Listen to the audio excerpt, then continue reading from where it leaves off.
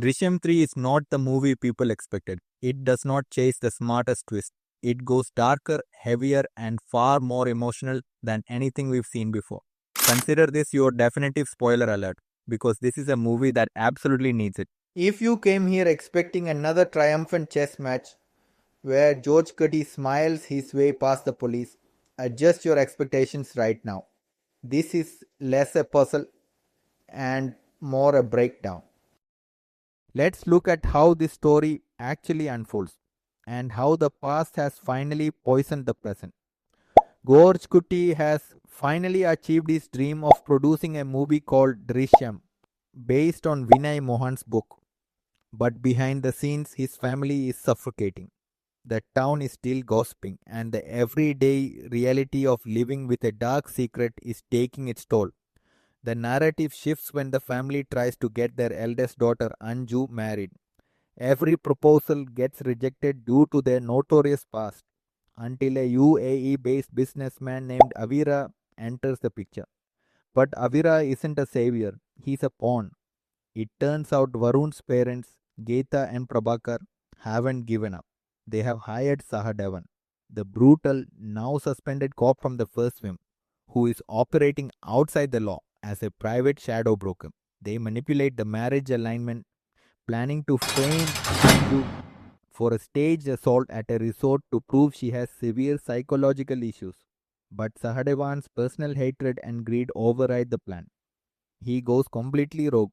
Instead of just staging a scene, he attempts to kill Avira and digs a pit right on Georgekutty's property to bury him, aiming to frame the family for an actual murder permanently. Sahadevan's trap forces a confrontation at a resort cottage, but the plan goes off the rails when Anju unexpectedly wakes up. Panicked, Sahadevan flees the scene. When Georgekutty arrives, he finds his daughter terrified but physically stable. Instantly, his brilliant mind realizes the legal trap. Because the police forged medical records claiming Anju has severe psychological issues, they will easily argue in court that she hallucinated the intrusion and self harmingly injured herself. To smash this narrative and guarantee the law has to arrest Sahadevan, Georgekutty does the unthinkable. To create undeniable forensic evidence of a brutal, one sided home invasion, Georgekutty himself manually inflicts severe injuries on his own daughter. He uses this to corner Sahadevan and the police elements into a legal dead end, but the cost is catastrophic. And that is where the film stops being a regular thriller and becomes something much more disturbing.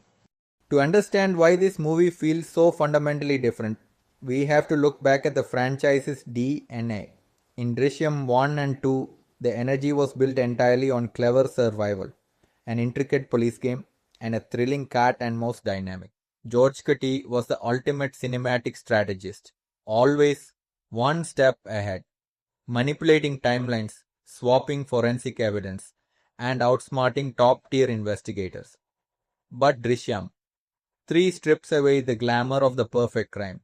It replaces the thrill of the chase with the heavy, exhausting reality of guilt, fear, family pressure, and complete emotional collapse.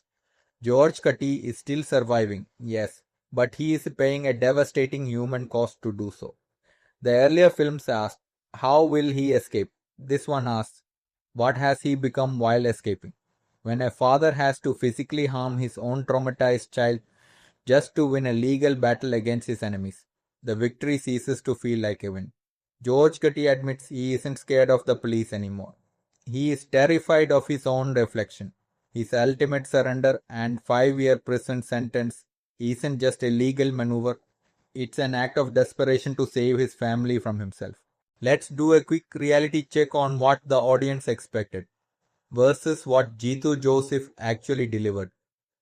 Many people walked into the theater anticipating a grander conspiracy, a smarter, high-tech police game, more elaborate forensic trickery, and another massive mind-blowing finale that would top the bone-swapping twist of the second film. Instead, Drishyam 3 hits the bricks.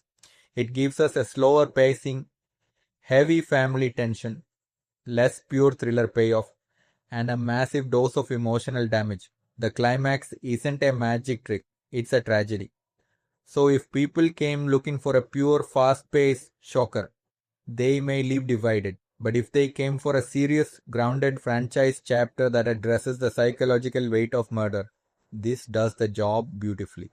This film proves that Jeetu Joseph is not just trying to outsmart the audience anymore.